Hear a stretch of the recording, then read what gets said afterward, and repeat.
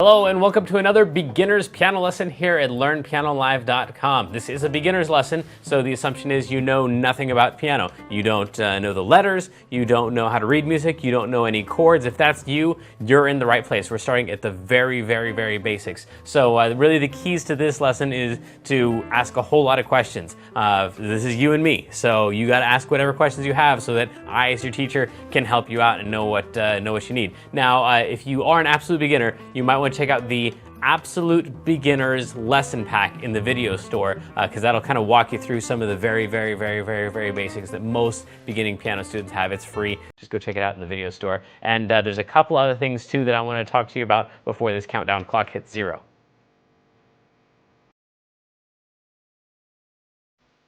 All right, first and most important, ask a lot of questions. The way that you're going to do that is there's a couple different ways. You can jump in the chat room and talk with the other students who are logged in at the same time. I'll be watching the chat room too. You ask your questions there, or if it's a question that's just for me, a question about the lesson, especially if you know it's one that's going to fit best at the question and answer time at the end, then you just put your name and your question in the box below this video, click submit, and then I will get that. Now, if you're already in the archives, if you're watching this not live, but you're watching this in the archives, then make sure at the end of the lesson you click on the survey button. You don't have to fill out the entire survey. If you want to, I mean, I'd love your feedback, but really the best part of that is that you can put your question in there, and then when you click submit, then I will get all of your questions. I'll make sure that you get them answered, whether you're in the archives or you're live. Right next to this video, there should be a PDF button and an MP3 button. Now, you don't really need those till after the lesson because I'm going to be showing you on screen the PDF and showing you how to use it. And I'll play the MP3 during the lesson too, so you know at the end of the lesson how you're going to use that. Some people, though, like to print out the PDF ahead of time, so as I'm making notes on my version, they can make the same notes on their version, but it works either way. All right, this is perhaps the most important part. You need to leave the lesson when you feel like you're sufficiently challenged. So, I'm teaching these lessons, 12 to 15 lessons a month. Normally, in traditional lessons, you're getting like a lesson every other week or so. So this is just way too much for you to take in. So, the goal is for you to get some little nugget of something that you can really practice on, really work on. Once you feel like you have that, then you really don't need anything else from me. Go practice. That's where this stuff is really going to happen. You're not going to get through this lesson and be able to play something really well. You're going to get through this lesson and have the information that you need to practice more effectively. That's really the goal here. So don't feel bad about taking off early. If you feel like halfway through the lesson you got as much as you can take in at that time, then go practice that thing, and then come back whenever you've got that thing down, or you're bored with it, or you just want to check out the next topic. Don't forget also that you've got the archives too. So if you want to see one little thing, just repeat it over and over and over. Just give me, hopefully within 24 hours after the lesson, this thing will be up in the archives, so you can just go back and watch it over and over and over and over and just get that little segment down. So each lesson has its own specific focus. This one, out of the 8 sectors of musicianship, the one that we're focusing on today is style. So this is a lot like, in language, how different places of countries have different accents. Even though they're all speaking the same language, they have different accents from different sectors of the country. So that's kind of what this is. In music, you got music. This is C. But then, you got all your different accents, the different pieces of lingo, the blues stuff, and the country stuff. So all the different genres have their own very distinct feels to them. Today's going to focus on giving you a little piece of how you can have the accent of a certain style. So I hope you enjoy it. Let's try it out.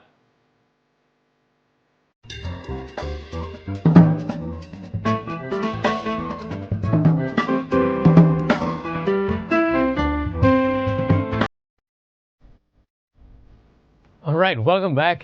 So this is our lesson, whatever this is, 386 on jazz style, and hopefully you were able to join us for the Facebook Live thing. But anyway, it took a little longer to recover from that than I expected. But let's jump in and do a entirely different lesson on jazz chords voicings. If you don't know any jazz chords already, that's perfectly fine. I'm going to play you all of the notes, and hopefully at the end of the lesson, you will understand what in the world I'm doing when I play something like this.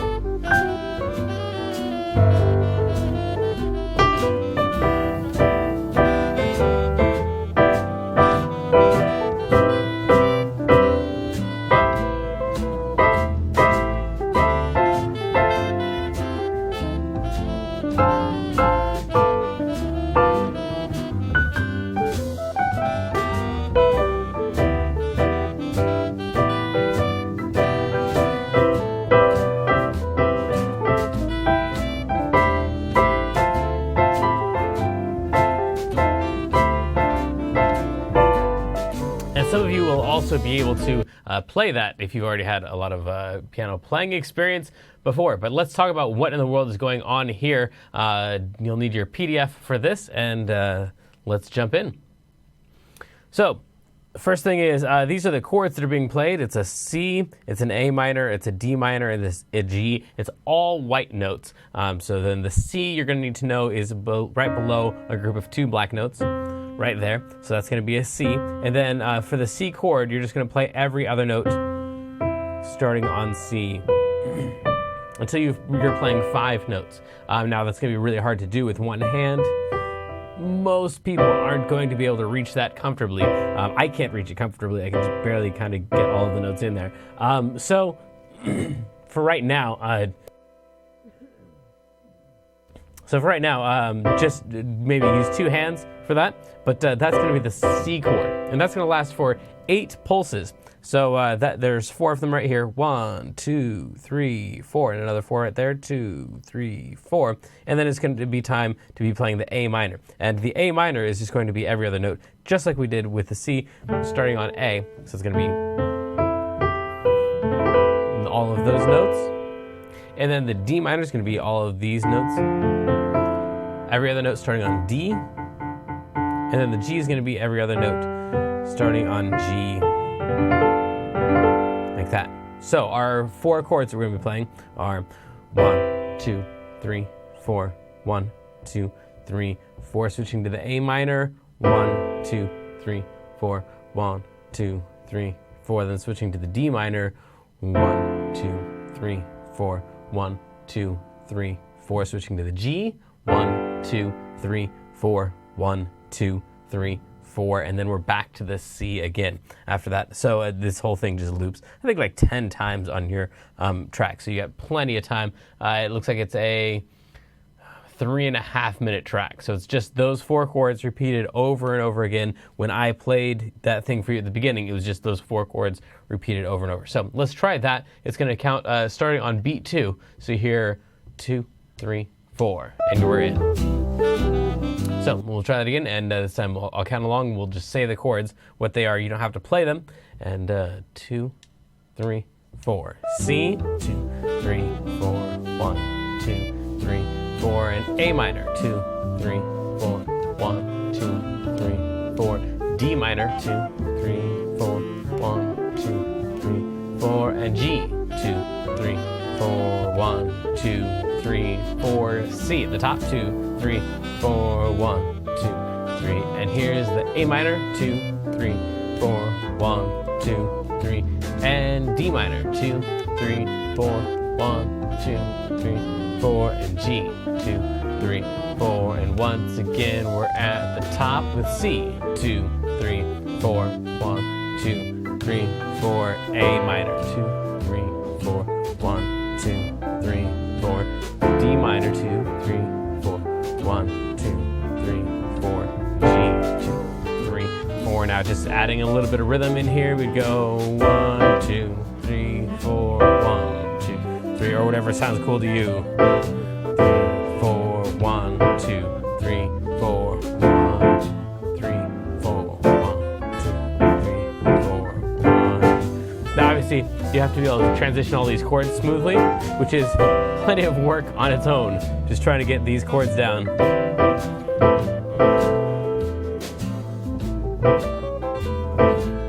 And then adding in the rhythm is a whole thing on top of that, while kind of keeping track in the back of your mind of where the beats are. So maybe just starting out with 1, 2, 3, 4, 1, 2, 3, 4, 1, 2, just trying to nail down each of those chords.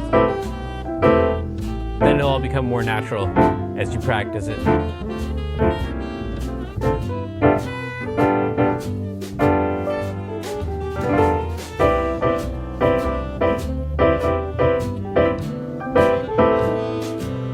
So we're on the A minor.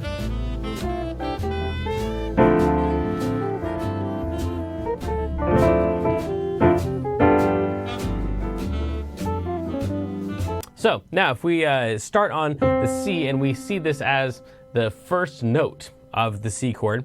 That would be 1. A lot of people see this as the second note because it's the second note that you're playing, but the truth is, in the future, you'll be playing all the in-between notes as well. So we're going to call this 1, we're going to call this 2, we're going to call this 3.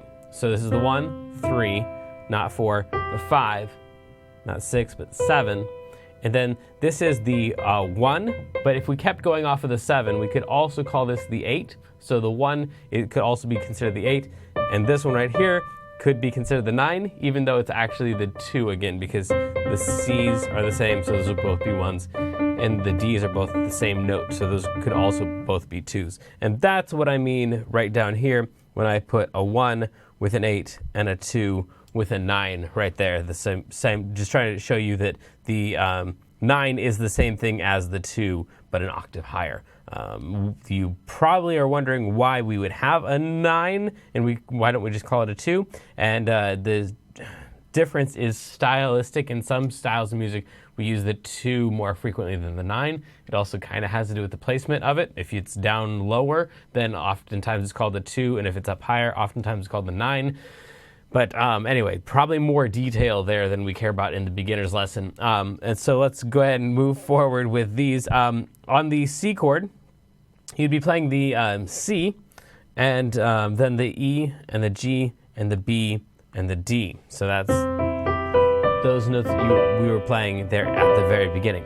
Now, in A voicings, in the type of voicings that we're going to use first, we're just going to use those 4 notes right there. We're not going to use the name of the chord. So on a C chord, we're not going to play the C. If we wanted to play the C, we could play that in the left hand, down here, and play all 4 of these notes, which should be more comfortable, and pretty much all of you should be able to reach about that far. From the E up to the D, it might not be comfortable yet, but you should be able to get almost all of those notes, if not all of them.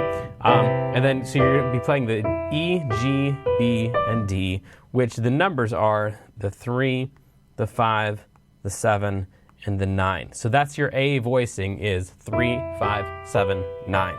Just like it says up here, 3, 5, 7, 9.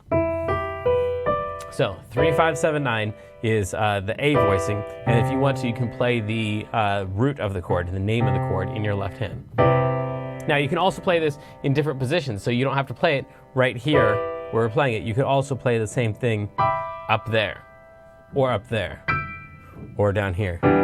Once you get down to about here, and now it's starting to get really muddy, doesn't sound that great, all those low or super low ones. But pretty much from this range, mid-range on up, you can use any of those. So, your left hand is playing the root of the chord, and your right hand is playing the 3, the 5, the 7, the 9 of the chord. So when it's time for the A chord, the A minor chord, this is the 1, which you're going to play in the left hand, the A, and then your right hand is going to be playing the 3 of the A chord, which is a C, like it says right here, the 5, the 7, and the 9 of the chord. 3, 5, 7, 9 with an A in the bass. When it's time for the D, instead of playing all of those notes, you're just going to take that root out and play the 3, the 5, the 7, the 9 with maybe the root of the chord in the bass in your left hand. And then when it's time for the G chord, you can drop that bottom note, play the 3, the 5, the 7, and the 9, and now we have A voicings for all of our chords. It sounds like this. And here's that A. I'm not playing this one. Time for the D. And then the G. And then back to the C.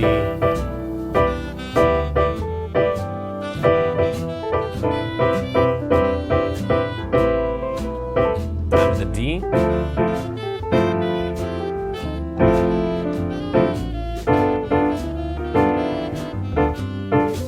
Back to the C.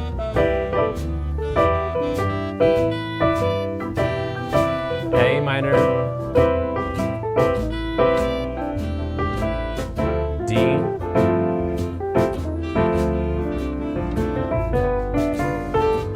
G, then we're back up to the C. So that's going to be your A voicing. Your B voicing is just going to be the flip of that. So in the C chord, for example, we were playing 3, 5, 7, 9 as the very first chord. If we just take the 5 and the 3 off of the bottom and put them on the top, keep the 7 and the 9 there, and take the 3 and the 5 and put them on top. Now we have a B voicing. So this is 7, 9, 3, 5. Just like these say over here. These are the 7s, these are the 9s, these are the 3s, those are the 5s, and your B voicing is going to be 7, 9, 3, 5. So then this becomes the 7, 9, 3, 5 of C. The A minor is 7, 9, 3, 5. The D minor is 7, 9, 3, 5. And the G is 7, 9, 3, 5. That is a lot of work here to get all of those down. That one, that one, that one, that one, as well as having all of your A voicings.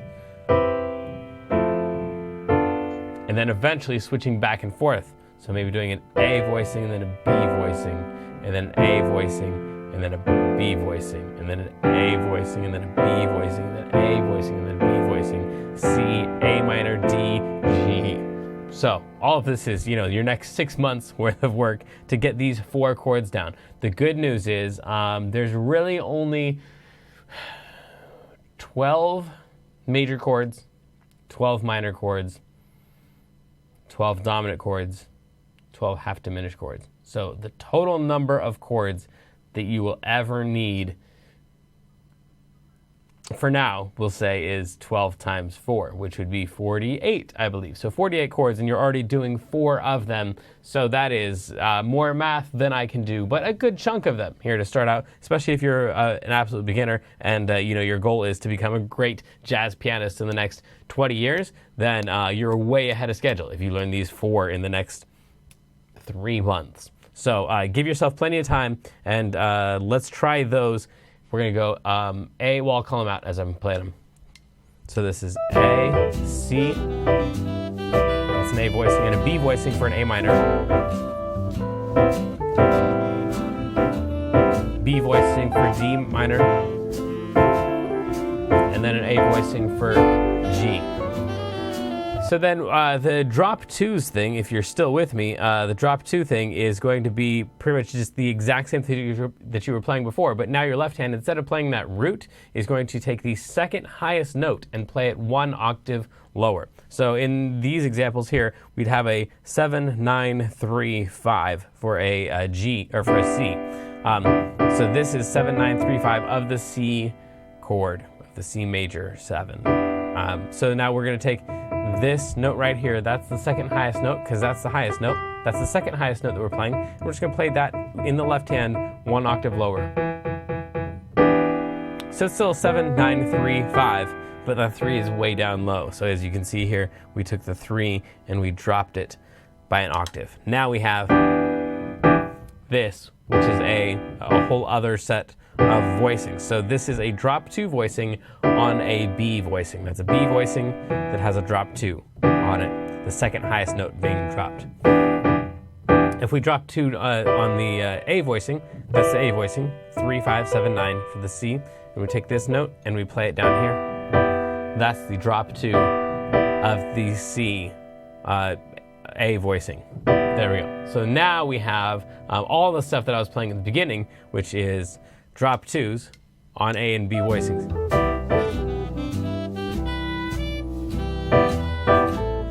A minor with a drop 2, this is a B voicing. An A voicing of the D minor with a drop 2. And the B voicing of the G with a drop 2. And then we're back to the A voicing. And now we zoom out and we play the whole thing.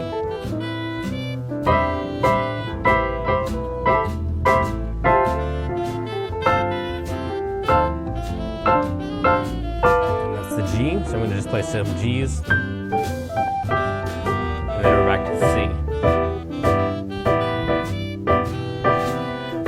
A to the D minor,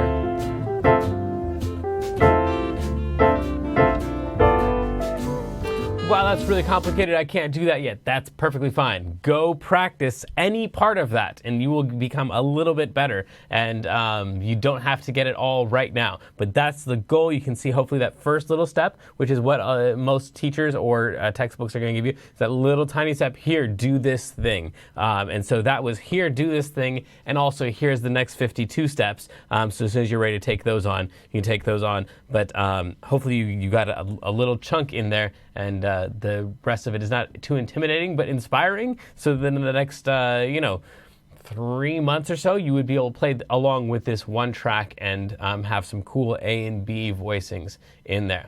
It's time for our feature of the day, which goes right along with this. Our tip of the day is to measure your practice time in numbers of hours focused as opposed to numbers of years. So I get, especially from you adult students, especially from you, I'm going to say older adult students, people my age and older. Are all the old guys here. So all of us take a look at people who are, in their 20s or in their teens or under 10 who will play better than us. And we go, what in the world?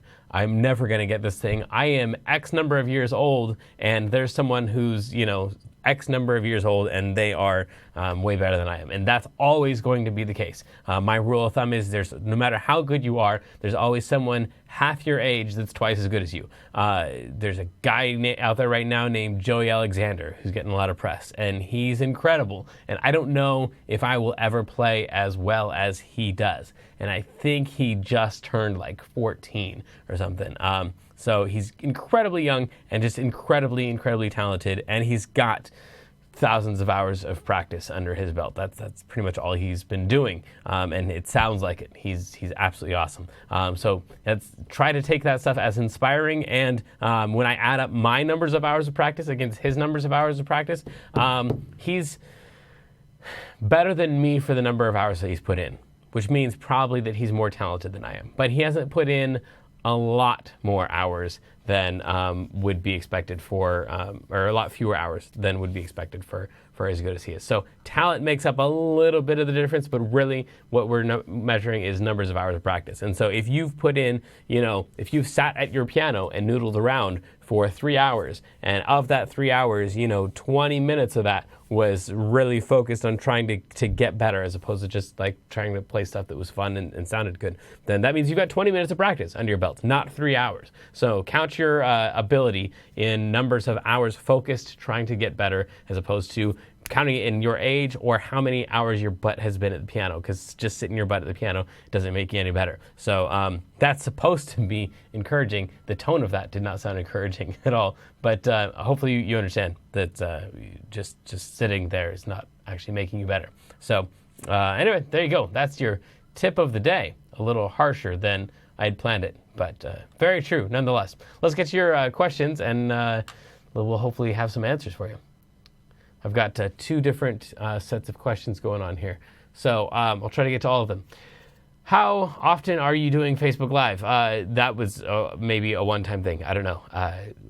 It's not a long-term plan at this point. Who knows? What are you using? I'm sorry. No. What is the use for these songs? What is the use for these songs? What is the use for these songs? I don't quite know what that means. For these songs, the play-along track is just an exercise track for you. It's not an actual song. It's just a set of chords that's pretty common in jazz, a C to an A minor to a D minor to a G. So you would find that in a lot of jazz songs. But I didn't want to give you a whole song that would have 14 different chords in it. Just thought we'd start out with a few here at the beginning. When do the sharps and flats come in? Soon, after you have this down. Right now, where the goal is to get the concepts, so I didn't want to give you a bunch of extra sharps and flats to make that stuff more difficult. But if you find this lesson too easy, then show up tomorrow where we will be doing a more difficult version of jazz chords and voicings and making you sound like an authentic jazz player. So join us tomorrow. If this was too much and you want more sharps and flats are coming. Until then, I love you. Good luck. Have fun.